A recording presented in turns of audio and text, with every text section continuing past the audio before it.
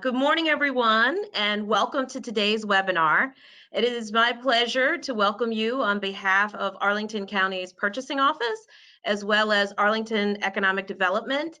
And today we will be featuring our friends from Fairfax County Government. So really looking forward to interacting and getting information today. We do want to make sure that your questions get answered. And so if you're going through the presentation and you have questions, feel free to put them in the chat box. And on behalf of us in Arlington, we welcome our friends, our cousins just over the border at Fairfax County, and looking forward to learning more about ways to engage and to do business with them. I think even though we're in a current health pandemic, it's really, really important to be able to find where those opportunities are and how your business could best benefit from those opportunities. And so what we're going to do, we're doing the welcome right now. A little bit later, we're going to do an icebreaker that's going to consist of different questions for you to answer and polls that we're going to be administering. So make sure you answer that because our presenter for today, Chris McGough, will be asking you the questions so he can fine tailor the presentation. And then at the very end, we're going to save that for Q&A. So if you have questions throughout, make sure you put them in the chat box or ask them in the question feature. We want to make sure that you leave out of today's event with all of your questions answered and as transparent as possible in how to boost your business on local budgets.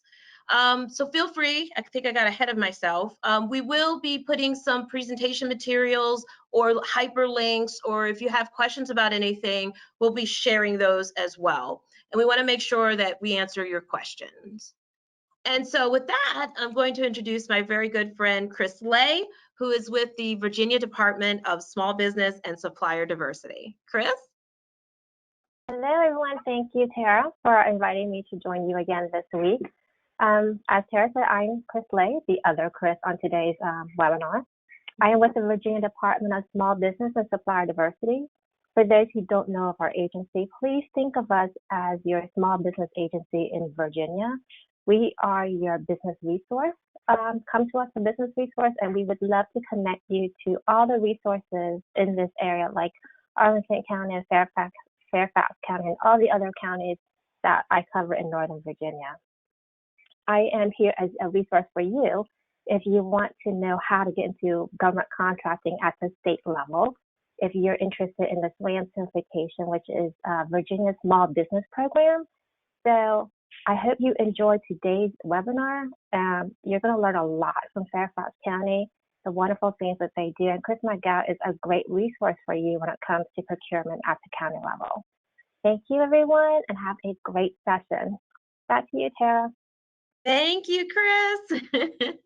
And we're glad to have our partners with the state being so instrumental in getting this information out there to our business owners.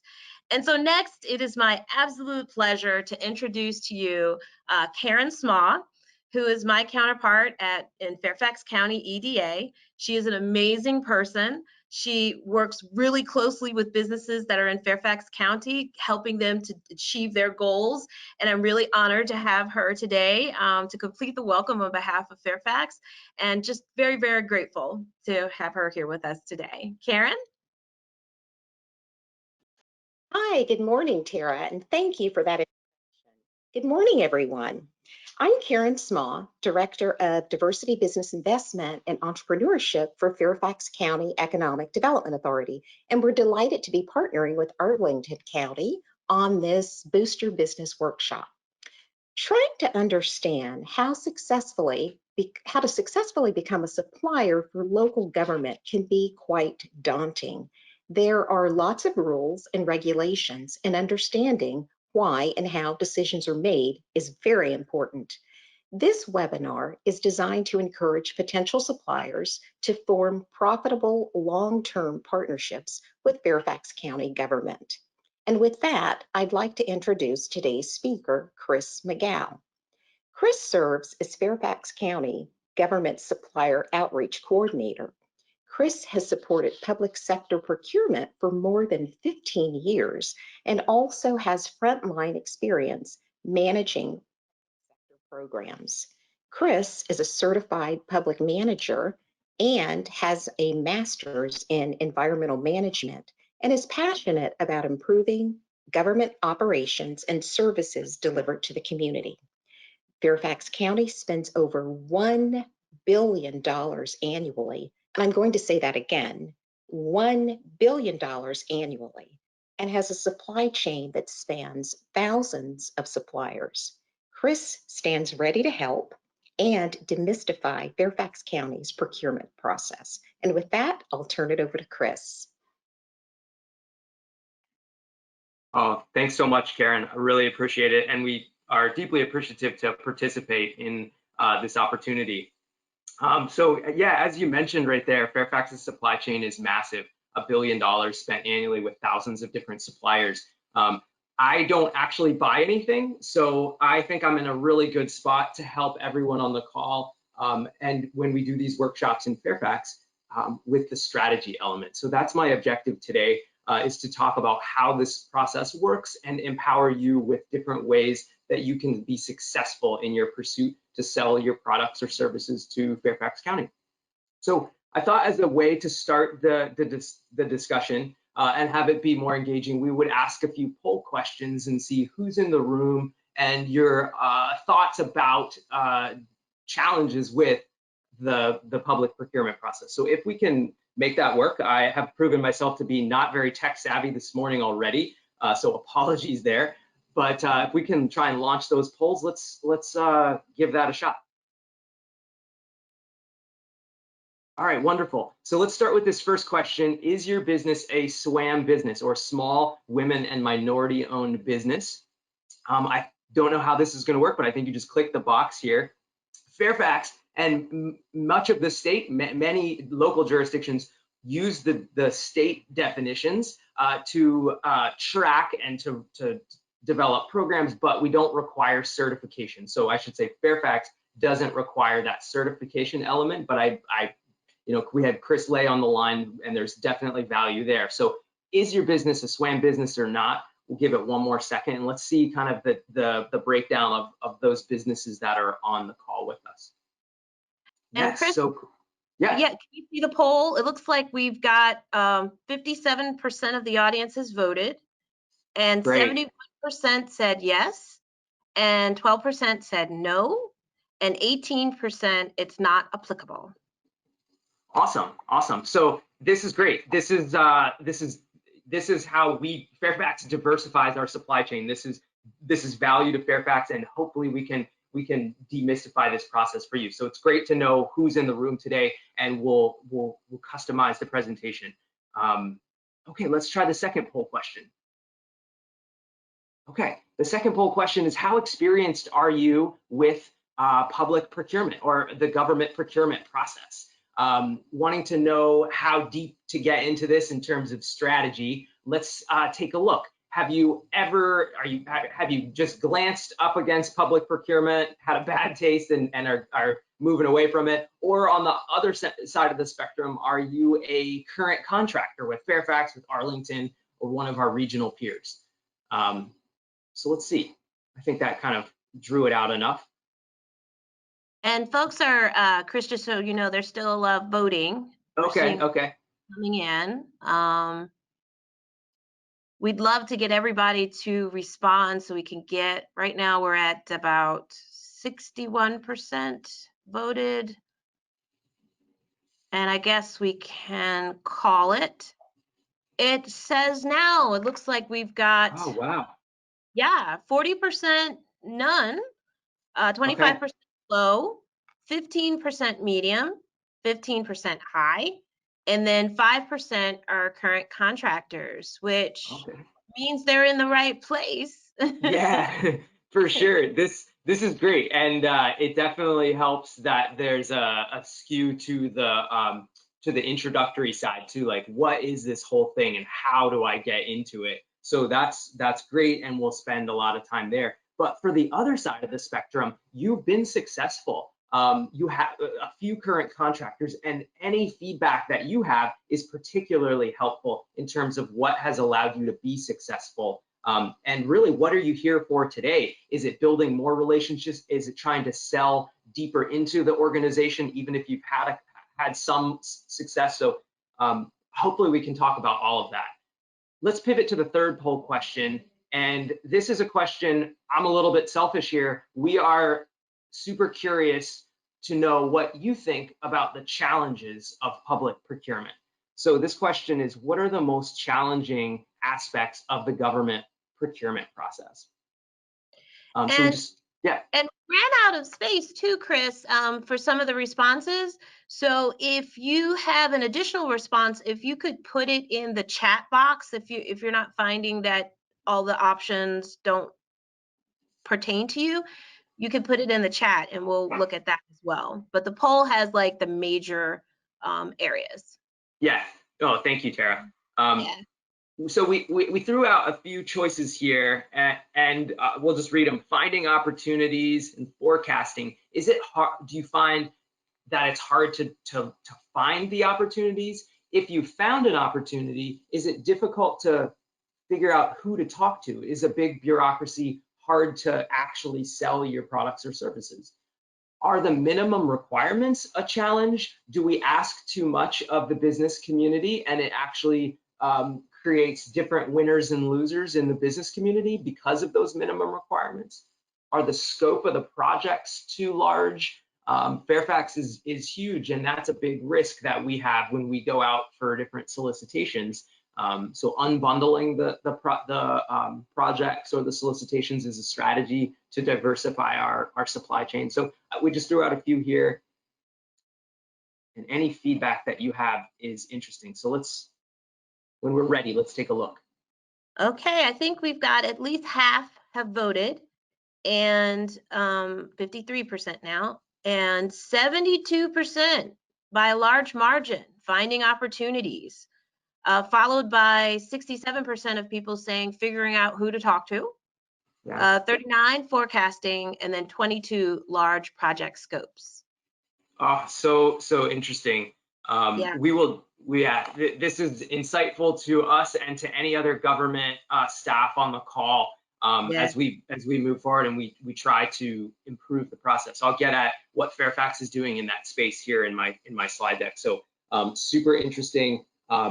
We will definitely talk about how we advertise and how that hopefully how that relates to some of our other regional peers. So, okay, so at this point, let me try to share my PowerPoint slides, and we'll roll through that and hopefully tackle some of those questions and challenges.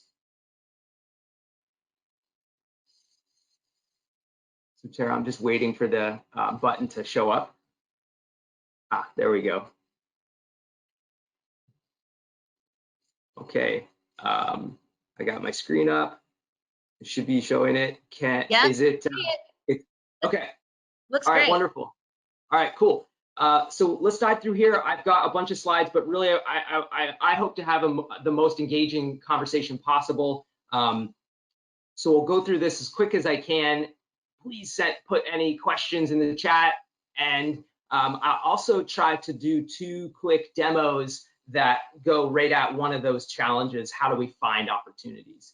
So we'll do that sort of at the end, but let's dive right in. The first thing I'll note is for anyone on the call that's selling PPE or other products or services related to the COVID emergency, we have a landing page, and we definitely are interested in hearing from your business as we're still trying to stabilize our source of supply there. So I list the website here, and if that's relevant, we would encourage you to share what you have available for Fairfax. So just a few quick slides on the background where what the frame here.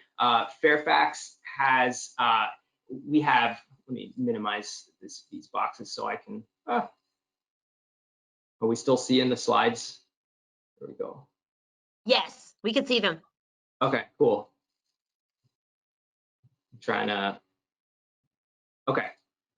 So Fairfax derives its authority from the state law, which is called the Virginia Public Procurement Act, and it sets things up at a high level. What local governments then do is specify the high level requirements for a local level. So this is particularly important to the business community in terms of thresholds for competition, whereas Fairfax is going to define them in one way that's relevant to its organization, its community. Arlington, Prince William have the option to define them in a slightly different way that fits their community. So we have Virginia Public Procurement Act at the high level, and then Fairfax has a document or a thing called the Fairfax County Purchasing Resolution, which is up on our webpage, and you can see it. It describes all of those nitty-gritty details.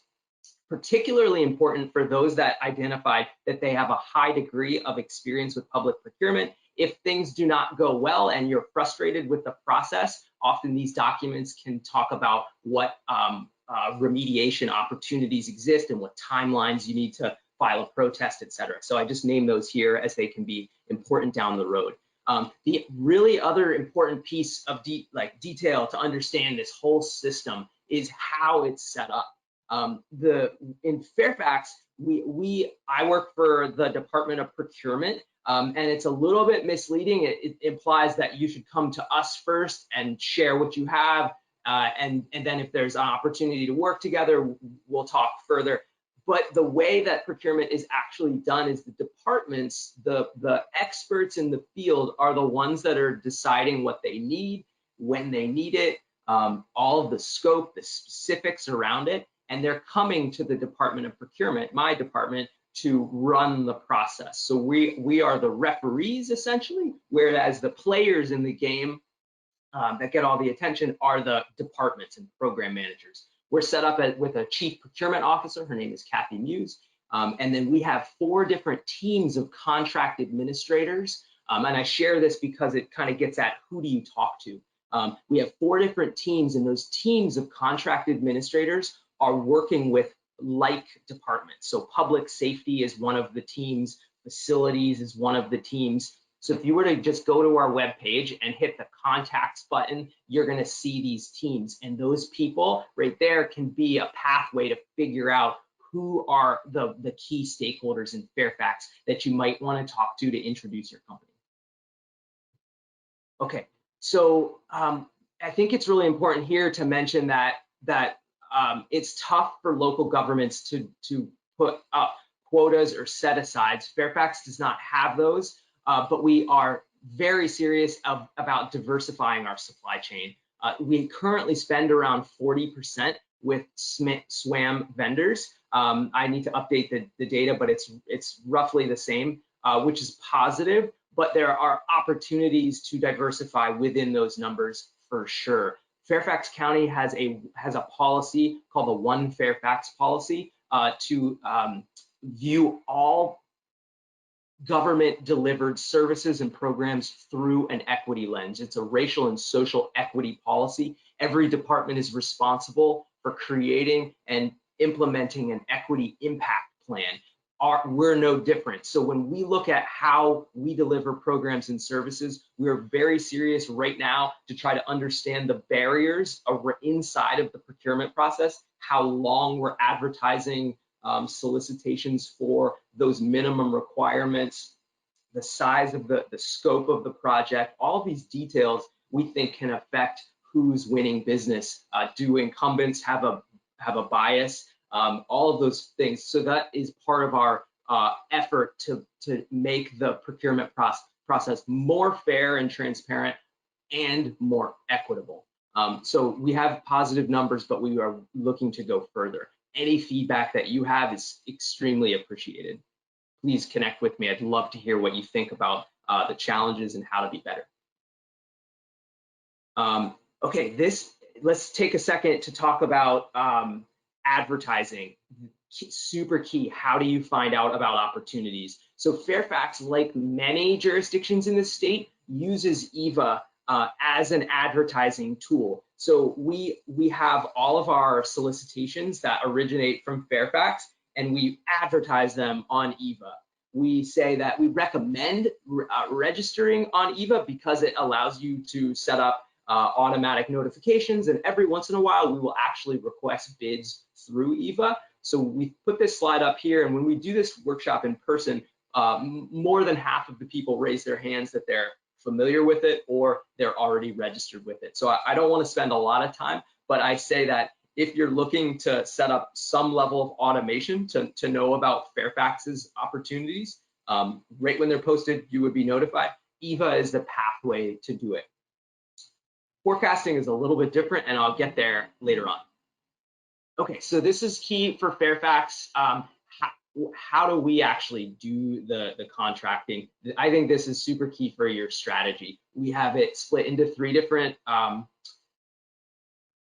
things, and I really wish I listened to part of the last 2 weeks with our peers in City of Alexandria and Arlington. So I think we're gonna fit in very similar, but I wonder if there's a little bit of difference here. Our small purchases are 0 to 10,000, and they currently don't require competition, but it's very much encouraged. These are not posted on EVA. These originate at the department level, which is particularly important to introduce your company to a program sector or a program manager, so that when those needs come up, your company is invited to provide a quote. It's simple, lowest price would win. However, it's done at the competitive as part of it is much smaller. Procurement card, P card is very much part of our small purchase ecosystem. Medium solicitations are now between $10,000 and $200,000. Those would be informal RFPs and quick quotes in EVA, where we're asking for a bid.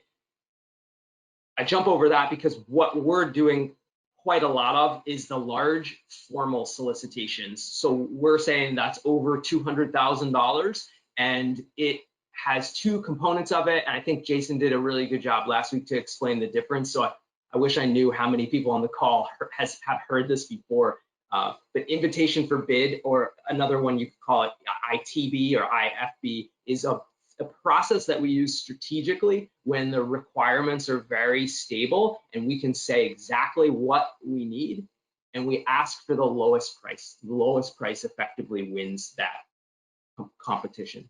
The other one is much more complicated, and it's called a request for proposal, whereas the problem is much more difficult to solve. We don't have the answer, actually. We're looking at the business community for that innovation to share with us how to solve it and how much it costs. So we're asking for that proposal, and that's super creative. You can tell us to do anything, how you do it, and then we're going to ask for a separate cost proposal. So we try to evaluate those 2 things separately in order there, with the technical proposal first and then the cost proposal second, so as we can distill the best value for Fairfax. The key thing here is it's a negotiated process. So at the end of it, we would refine the solution and the price to Fairfax's needs and the supplier's needs. These are all publicly advertised all the time. These are, boom, right as when we initiate them, they go right up on EVA. Hopefully that gives us a little bit of background there. I can talk about strategy, but before I want to dive into a little bit of a demo how this stuff works and show you what resources are on Fairfax's website, the other key way that we're buying things, is really important, is we can use the GSA Schedule 70 and 84. So if you have that, it's a pathway to work with Fairfax. Let us know. More often though, we are riding other state and local contracts. And we're doing it in a variety of ways. Arlington County's contracts are very cool, and we would love to ride them. So if anyone on the call has an existing state or local contract, it can be a powerful sales tool to introduce that contract and the opportunity to a program manager in Fairfax somewhere. That these products that you sell are available now at these prices, it's competitive, the lead time is great, et cetera, and the contract has already been competed by Arlington or others, and that it speeds up the process for Fairfax. So it's a business decision that we'll use, and we name a few here that are big national ones, FYI. The downside to writing contracts is it eliminates the opportunity if someone was forecasting and ready to compete at a certain time and Fairfax decided to ride a contract, it would take away that competitive moment for potentially a local, more diverse supplier. So it comes with pros and cons for sure. But I name it here because it can be a powerful sales tool to get into Fairfax. I have some extra slides here, just naming how ethics is very important to the contracting process. And unlike the federal government, local governments don't. It's a 0 bar. Please don't put our staff in an awkward position. More importantly, here's another bit about the ecosystem of procurement. And I hope it's making sense so far. Is normal operational procurement, and normal is like, products and services for the operations of the government, goes through my office. Construction and infrastructure built projects are done separately. Though there are 4 other offices in Fairfax that do their own construction related procurement. And we want to direct on our website. There's a bounce off page to get to these places, but I'll name those 4 other offices really quickly. The main one is our capital facilities, capital projects group in our public works department, building new fire stations, police stations, infrastructure projects. We have our public school system, who's doing new schools, designing construction. We have our housing department is so big that they're doing their own construction projects. And what's not listed here is our park authority is also building things. So if you're a construction, like a general contractor, or looking to subcontract inside of that realm, then I named those are 4 offices to look at and to get tapped into how they do things. They can do things a little bit differently due to the law. We still have contracts. We bring on suppliers for renovation work. Job order contracting is the name of that. So there are still term contracts that my office maintains to keep the government operating. It's a little bit confusing. I hope that helps a bit. We have a few programs that help develop things, and I really shouldn't be talking here because Karen did the lovely intro, and our Economic Development Authority is super cool at doing a lot of cool things.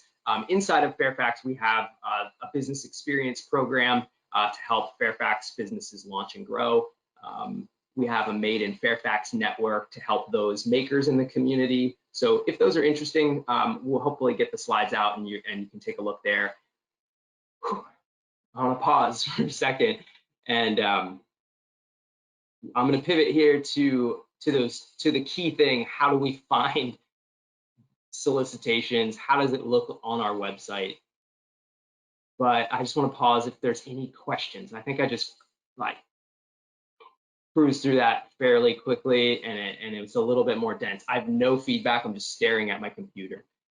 Tara, any sense of anything to pause and clarify? Does anyone have any questions? Mark Steele says thank you. Okay. Lisa says yes, but I'm not sure. Let me see if I can. Good. Okay. Let me see. But I think that's all we have so far. Okay. So here's a question to the group. I'm about to show how to find opportunities, but part of that is I would love to use an example of a business that's on the call. So if somebody or a few people can write in the type of business that they do or the industry that they're in, products or services, something like that, I'll use that as an example when I would forecast and try and show you what it looks like in Fairfax. So hold on to that idea, put it in the chat. And I actually think there were some questions. For some reason, I can't find them. Alex, could you help me locate the question? Yes, I'm sorry. Hold on. I think Lisa had a question, and it was about kind of writing a contract regarding professional services. We have a contract with LCPS, Employee Benefits Department. Would this be a sales tool for meeting with procurement departments for FCPS? Now I know Fairfax has a little bit, the school system is a little bit different than your procurement process, but could you elaborate on that, Chris? Yeah, that's a great question. Let me first say that our school system is a bit different than the county government. As we did the intro, Fairfax and Arlington might be cousins. Well, the school system, Fairfax County Public School System and the county government are like brother, sister, like very, very close. The chief procurement officer has the authority over both entities, but our school system has their own office of procurement services. So they run their own processes in the same way that we run ours. But in terms of strategy, absolutely. If you have a contract with another school system for employee benefit services, then yes, absolutely. It would be the Fairfax County Public School System could use that contract. It's a business decision. So the question coming back at you is, who do you think would be the most relevant person to start that conversation with? Would it be someone in the Office of Procurement Services who oversees a current version of that contract, or would it be someone in the HR department that's overseeing the benefit programs? And I think it would be a little bit of both, but if I were in that spot, I would be looking to talk with the benefit manager or the HR manager to explore things first. How satisfied are they with the current vendor? What is the term of the current contract? I think you can get some quick intel that would give you an insight of whether or not that it was a possibility to keep that conversation going, how much effort to put into that sale. But depending on how they reacted to you, if they just slammed the door and were like, nope, go talk to procurement, that's not cool, but it happens. So then you bounce back to procurement and you're looking to talk with a manager or maybe a contract administrator, and you're going to start with the same but more technical questions like who is the current supplier, what's the term on that.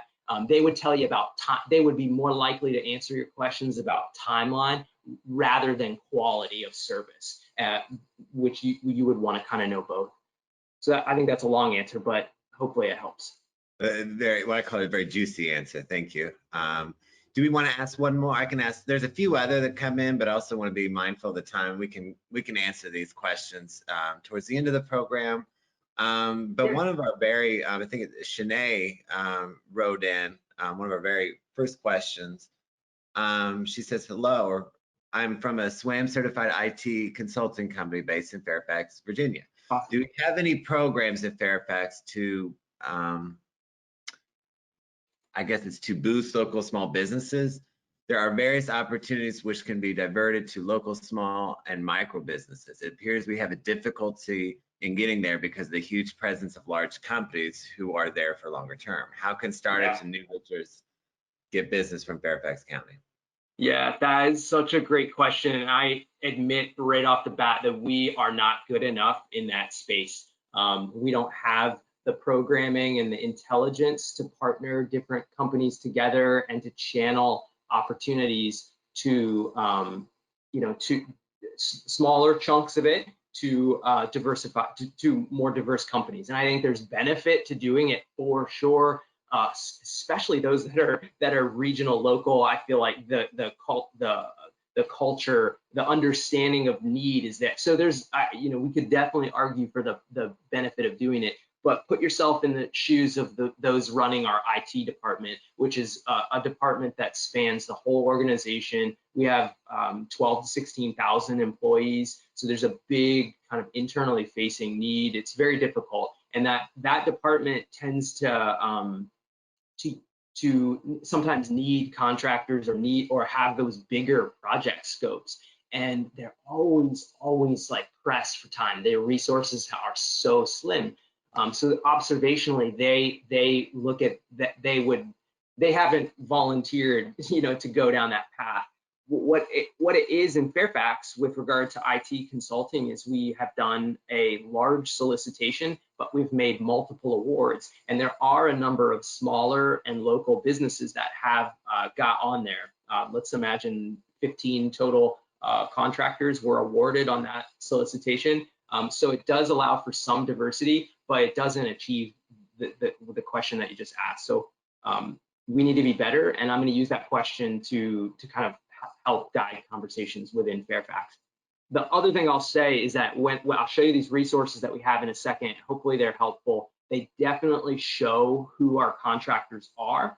They show our pricing. All this stuff is, we try to make it widely public. So the opportunity for subcontracting could be there. So to the extent that you find that a valid approach, I'll show you the resources on how to maybe tap into that.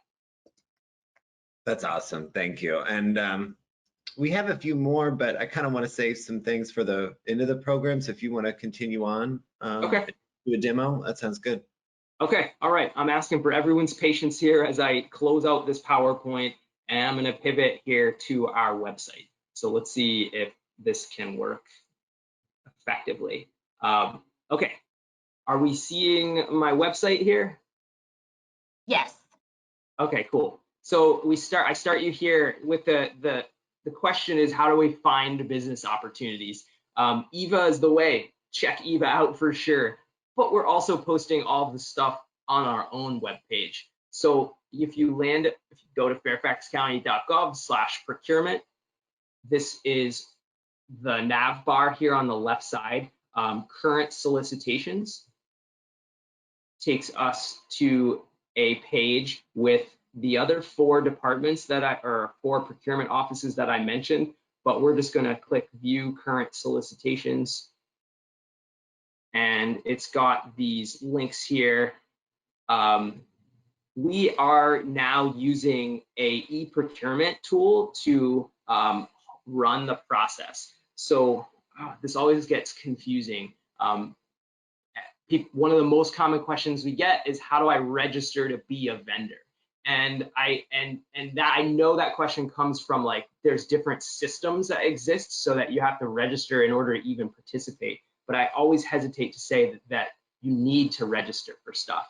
You can, EVA, and here on this portal, I just navigated there from our own page, but you could land here separately if you found it. This is it's hosted by a tool called Bonfire, and it has all of our open solicitations. You can look at our past ones that happened since we turned this tool on back in March. You don't need to register for this to view things, with the exception of,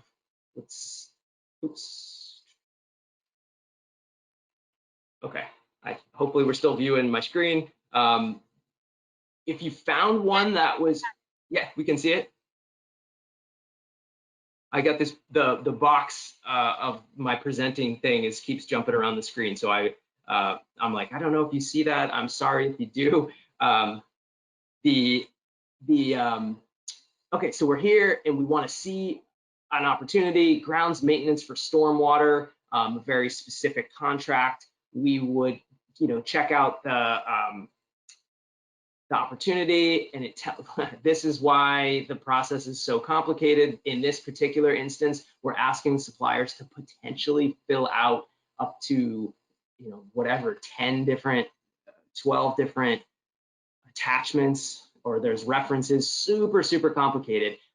I just want to point out that off the bat, you won't be able to download the opportunity until you download the details of it, until you register. There would be like a login or register button up here at the top, and it would take about 5 minutes to plug in and create a user ID essentially. The key reason, I think it's important to say this, the reason why that's set up that way is so that once you do that, then we know that you've clicked on a document and you're interested in a given solicitation, so that if we were to extend the deadline or post clarifying questions or an addendum, then you're going to automatically get a notification that says something has changed and please come and check it out. So it gives some sort of, it assists in the process.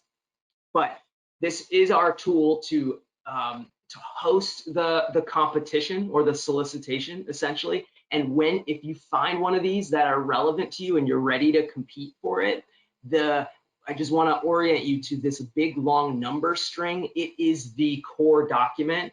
And when you open it up or download it, it'll have like the background, the scope, check it out. That is how you decide whether it's relevant for you or the scope is too big, too small. And it also has one really key detail in it. It's like paragraph 10 or something. It's the basis for award.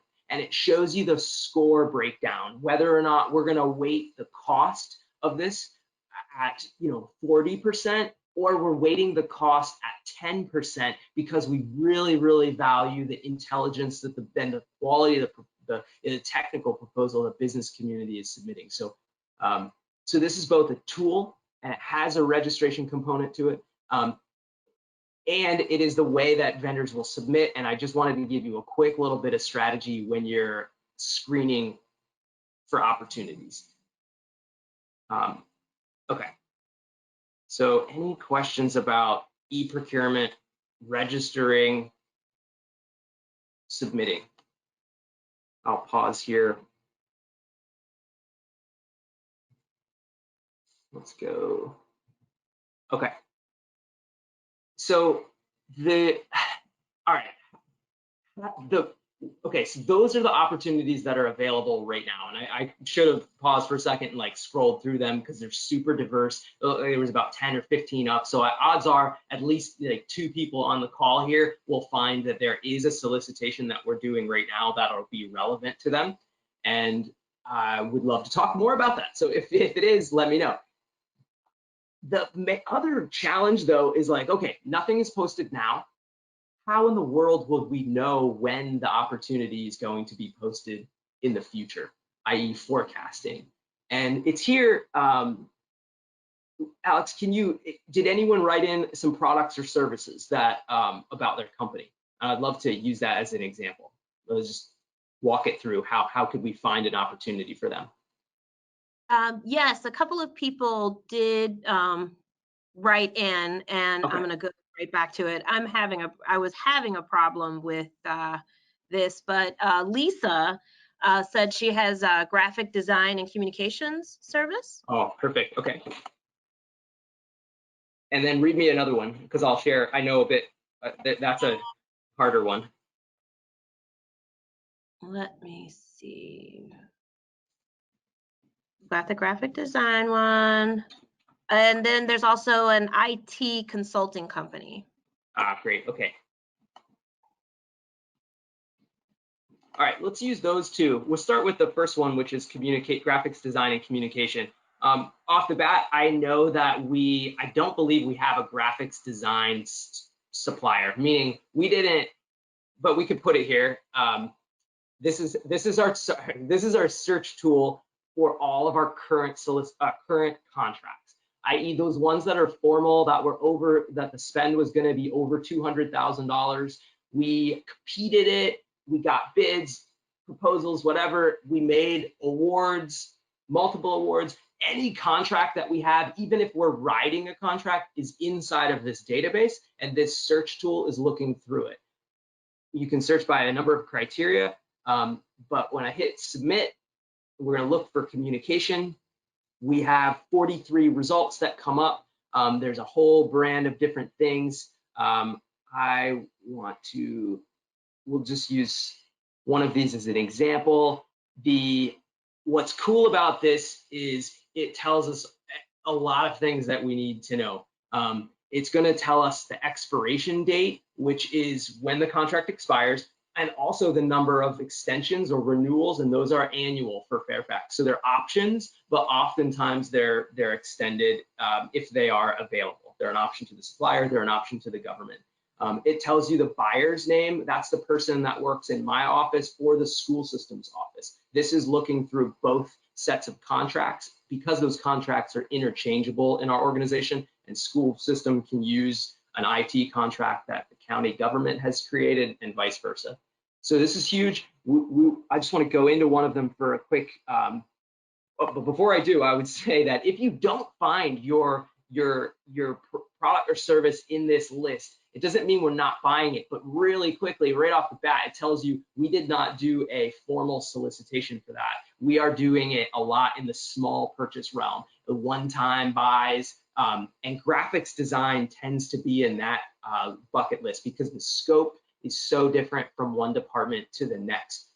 So we would likely not find a contract for that here. And that would tell you right away that now it's a matter of going to the different departments that you anticipate the spend and the projects coming up with.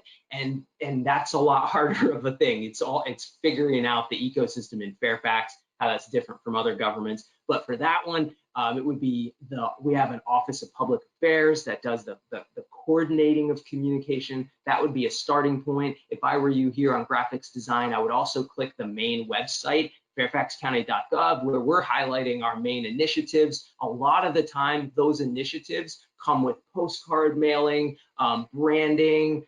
It comes with things that need to be designed. And depending on the timing of the announcements there, you may find it right to reach out to a program manager and share that your business is in the market for connecting and or any sales opportunities that they might have. So it's a little bit more of a creative approach. But for the communications piece, I'll use that.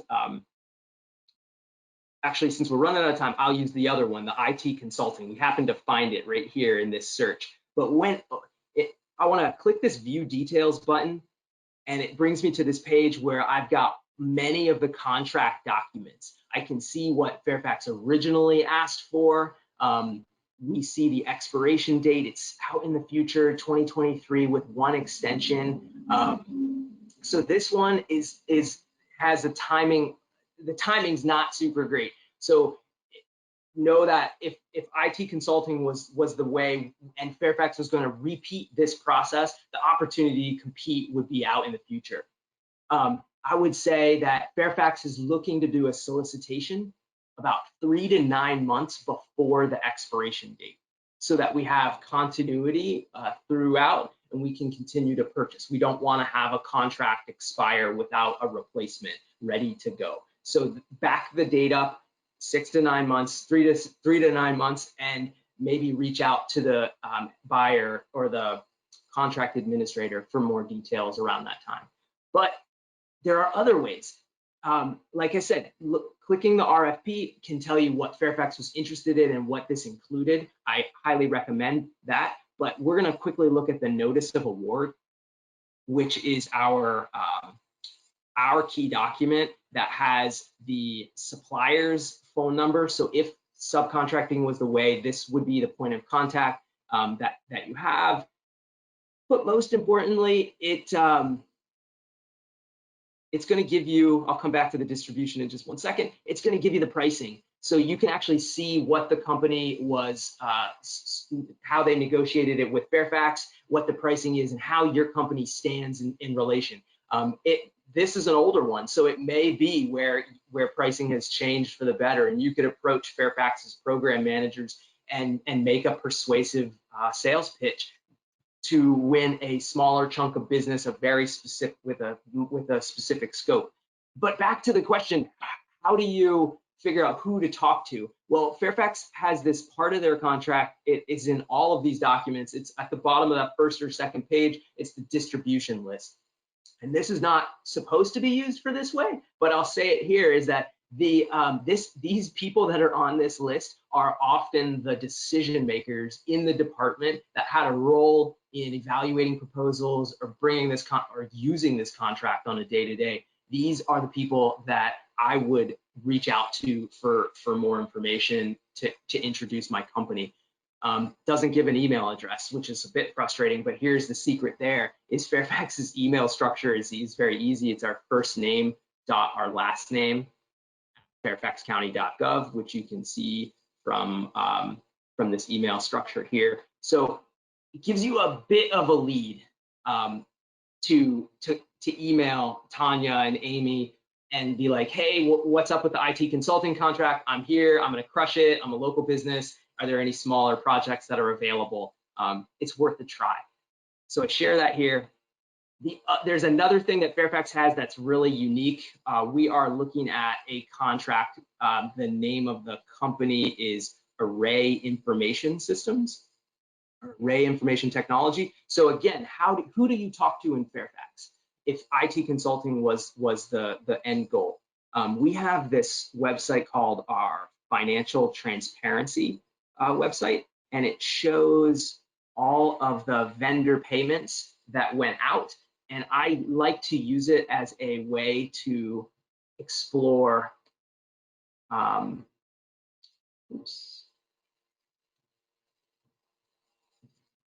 much money we spent with a company. And oh, that's super interesting. So in that contract, no vendor activity was found. I happen to know there's another one on this same contract called Ashburn Consulting. So let's take a look at that one instead. And we will just select the vendor. And this is very interesting. So that we had one RFP, it resulted in 10 contracts. The one I just looked at, Array Technology, had no spend last year. This one had 5 million in spend.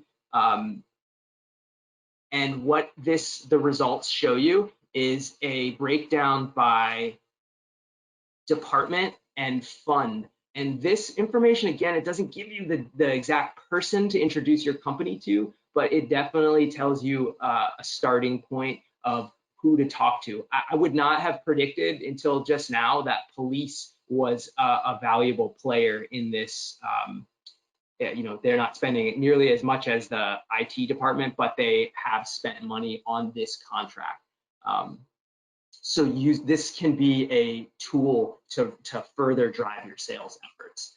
And I feel like that I've spoken enough, and I just wanted you to see those two key tools: the contract register as a forecasting tool, and that bonfire platform, or our e-procurement tool. That's how we're hosting these solicitations. With that, there's a lot. If you find there's a hit and there's an opportunity, then there's levels of work that can go beyond that. But hopefully those are quick ways to identify opportunities. So I'm going to leave it there. Thank you so much for everyone's patience to listen to me talk uninterrupted for whatever about public procurement. Not easy to do, so thank you. Well, Chris, I can tell you that there are a lot of questions that good. In the chat box. For some reason, GoToWebinar is jinxed, and I wasn't getting the questions, but I see them now. Okay. Let me see, and I'm going to go back in time. And I believe we had the first one answered. And so the next one is from Shine. How can we reach out to see what we can offer for which a lot of formalities and waiting are not required? For example, efforts worth less than 25,000. It will be better to open up opportunities to micro and small businesses who couldn't get grants during this time of pandemic. Yeah, such a good question. And Fairfax struggles there. I mentioned it before. We're such a big organization that we have this very decentralized procurement process where we're kind of overseeing those high spend contracts and ensuring the law is maintained. And we're overseeing spend at the department level, but 25 grand, really 10 grand and below, those things are those are happening all the time. And it's there that the introduction, the sales efforts to the department program managers are most effective. How do you find those people? I get it. That's super frustrating, and even more frustrating when they don't answer your call or email, or they don't have like a very friendly, open door to come and talk to them. I would start by back at our website that I would do two things. I'm here on the contract register. I would try to find related contracts that a department might have, and I go to that distribution list and I poach their name from there as an entry point to introduce my company. I would also go to the back to my department webpage and hit that contact us button and try to find a contract administrator that worked within that department area or program area, and hope that they were willing to give me names of program managers. But beyond that, there is no like posting of these opportunities. It's a downside of our big organization. But maybe we can be better and have some sort of platform that can be, widely available. I'm writing it down. Yeah, I think that's a good, being able to network in a pandemic is challenging as well. So, Yeah. The thoughts are, you've got some of the things that you can see on the website that can be a tool to make introductions and set up virtual meetings if possible. Yeah. And I have several other questions here. I'm trying to, for some reason, my question box. Alex, I might need some help. Oh, wait a minute. I think I got it. Let me see the next question. Paul has a question. We found an opportunity on EVA for Fairfax County Public Schools, and were referred to the Bonfire Hub for more information. So I think he wanted to know if you were going to be talking about that. I think you talked a little bit about that in the beginning. Yeah. if he's still with us, I would wonder what the opportunity was, and we can take a look at it. But yeah, generally, if while I chat, if there's anything to add, please do. The way that it works is, and so down here there is this slew. There's Bonfire has a bunch of videos that guide how to do the parts of its system, how to register. I'm hovering over the technical support button. I've navigated in myself to watch some of these videos to understand how the system works, which has been super helpful. Let me try and imagine. So when you find one of the opportunities and the question is more specific about what we're doing, in order to get the person's name, the contract administrator's name, is you got to do that registration process and then download, I think, any of these buttons, any of the documents, but mainly that first document with all the string of numbers. And when you download that, it'll open up our solicitation. And at the very top, there's a contact name, the person in the school systems office or my office that's running the process, and they're fielding all the questions. And then by process, we have to provide written answers, and those things become public addendums to the solicitation, so everybody gets to see the question and the answer. But how do you find the information? How do you send the questions to a real person? Yeah, it's kind of frustrating. You got to download that document to first get the person's name and email address. Okay, I'm going through, and let me see. I think it's Lisa asked the question. Regarding professional services, we have a contract with LCPS, Employee Benefits Department. Would this be a sales tool for a meeting with the procurement departments for FCPS? Yeah, I think we were talking about that a little earlier. Yes, and the answer is definitely yes. And I said also introduce the contract and your company to the benefits team in an HR department. So it's a both process. Procurement is relevant, but more so the decision is being made in the HR department. And I'm also saying that some people are saying that they have a hard time getting responses from the procurement office. Is there something that folks can do? Because I think many times in local government, especially within the, we've got this major health pandemic going on. What is the best way for people to outreach to procurement if they haven't heard back? That is such a great question. And for Fairfax, I'm part of a team that is the outreach team. Like I said, I don't do the buying, I don't do the contract administering.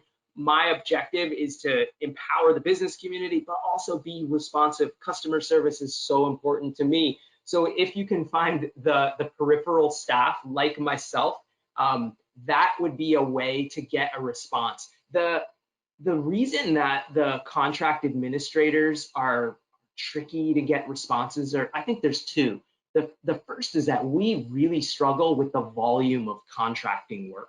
it is hard. We get a lot of bids and proposals, so there's just a natural amount of communication between our office and those that respond to things. But then there's just a ton of things of contracts. We have 1,500 of those term contracts, so the volume is so high, and that creates a pressure and a stress that the contract administrators face. But they're also guarding the organization, so they're running a process. They're ensuring the department stays in line with the law, and but they're inside the organization, so they're not always responsive to like, hey, what's the status update on this RFP that closed, or give me, do you have the bid tab for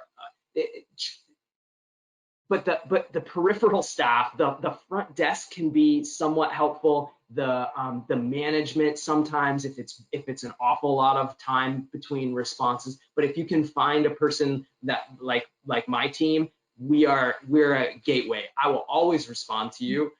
I'll take a phone call and I'll go knock on the virtual door of my colleagues and try to get them to respond and put some pressure on them to at least acknowledge it. It's hard, but that's my commitment. So if you're interested in Fairfax, email me and call me, and I'll be happy to help you. I think that's a wonderful option, because I think many times you just don't know and it's daunting. You see the things, but then to be able to talk someone through it, and that you've agreed to do so too, Chris, is great.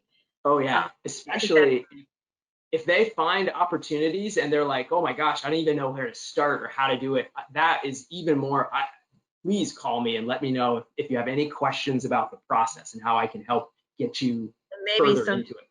Into the key decision makers. We did have a question from Ajay. CIO solutions or PMO tools, price less than 10,000. How and whom to showcase our product, steps we need to follow. Yeah, read that. The first part, I'm not familiar with that specific thing. It says CIO solutions or PMO, project management tools, price less than 10,000. So under that 10,000, I guess you could do like a direct buy. Yeah. How to showcase our products, steps we need. Two things. I would still, if I were you, go to that contract register page first. Check it out. I would search those tools. If we have an existing supplier, then that's the supplier. Like our staff are also using that contract register and being like, I need project management tools. Do we have an existing supplier? And they go there first, they check it. So if that's the case and there is one, then that guides your strategy, even if the purchase was under 10,000. So it's like, if we have that preferred or competitively selected supplier, that's the go-to source, regardless of the cost. We go there. If we don't have that, or the scope is specific and outside of what we already negotiated or agreed on, then it is the informal competition, calling or emailing the companies and finding the people there is, it's really, really tricky. And I'm happy to help there too. So I know the whole organization, and I can try to come up with ideas as to like what departments or divisions. And there are other staff like me that could guide a question to the right place. Do you know, Chris, if there are going to be other opportunities in Fairfax for training, so that people can maybe meet buyers or like opportunities and things of that nature? Yeah, so we used to do a reverse trade show once a year to bring the business community in and meet with all of our departments. We're around the tables, and it's, I think, met with decent success. That didn't happen this year. We want to come up with a better way, or like a way to do this, and any feedback you have about what in particular would be helpful, maybe like a commodity specific version of that, where we bring in some of our IT program managers and have like a meet and greet or some sort of pitch day, a facilities focused one. So we're in the brainstorming phase. So that question goes right back out to the call. My contact information is there. What can we do that can actually help here in this space? The timing is right for that. Yeah, I think there was a lot of questions in different ways. That's why I was like scrolling through just to make sure I was, but it seemed like a larger overall theme.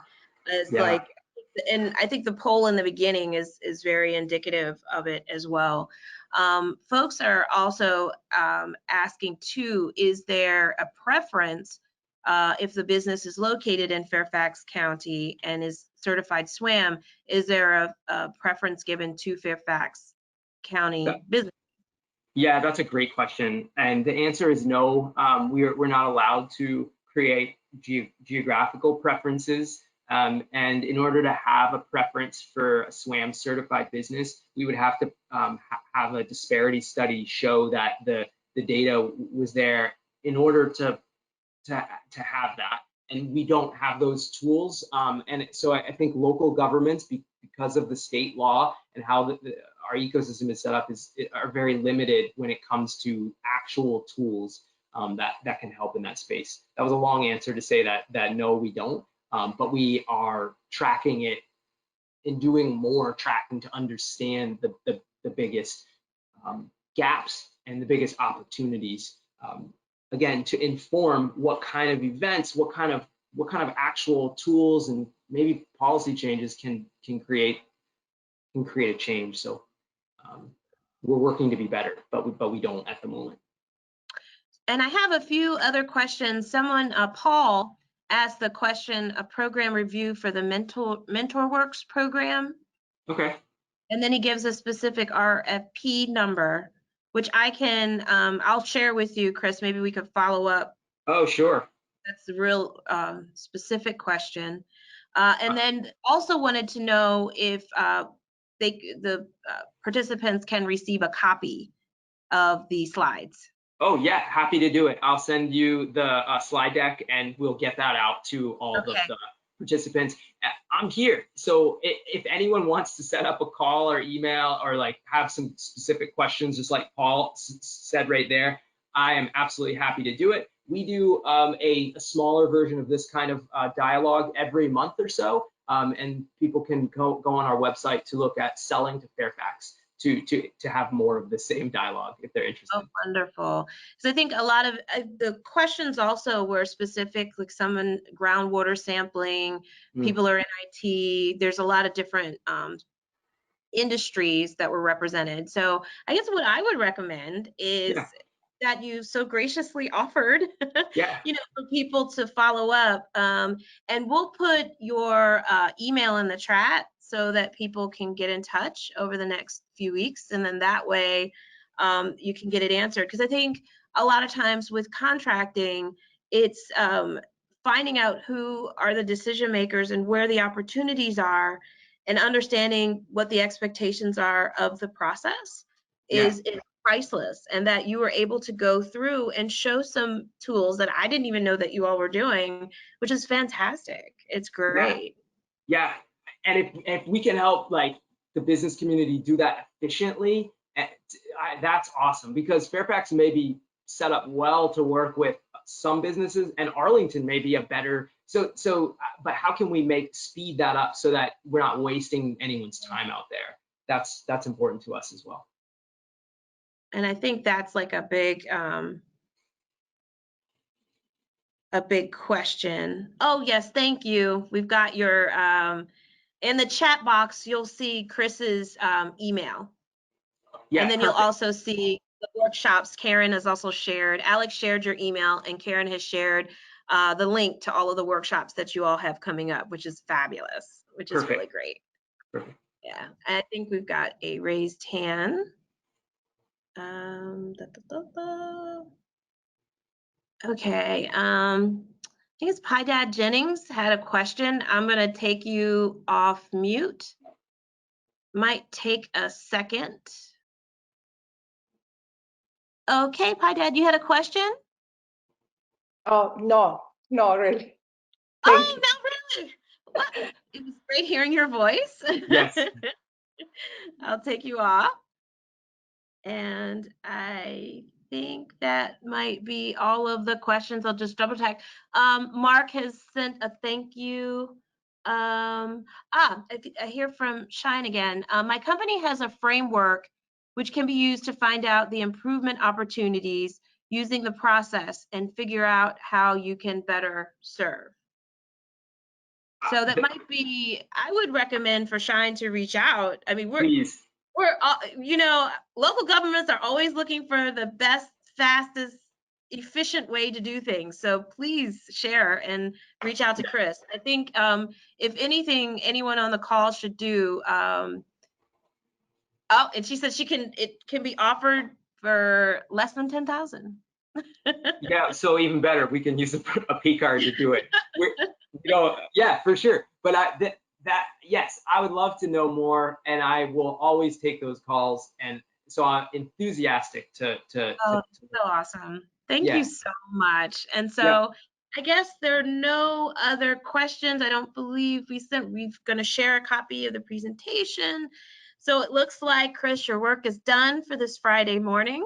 Wonderful. On behalf of Arlington Economic Development, we thank you and Karen for this wonderful information and look forward to doing some things in the future. I think we're all in this together, and being able to be transparent and to be available and to be here for everyone is our goal with this series. Arlington County Purchasing Office felt very passionate about doing this, and I believe we'll be doing it again, because every time I'm hearing from the different jurisdictions, I'm hearing like these super cool things or new ways of doing things and pivoting virtual, and you can do this business intel. And so that type of information is priceless. And so thank you so much, Chris, for your knowledge and your support and willingness to share. And we have one more session, everyone. Next Friday, we will be featuring the Purchasing Office of Prince William County. And on behalf of Arlington's Purchasing Office and Arlington Economic Development, we hope you'll join us then. And thank you again, Chris, for your time. And thank you, Karen. And we'll Thanks see so you much all. for having us. Take care.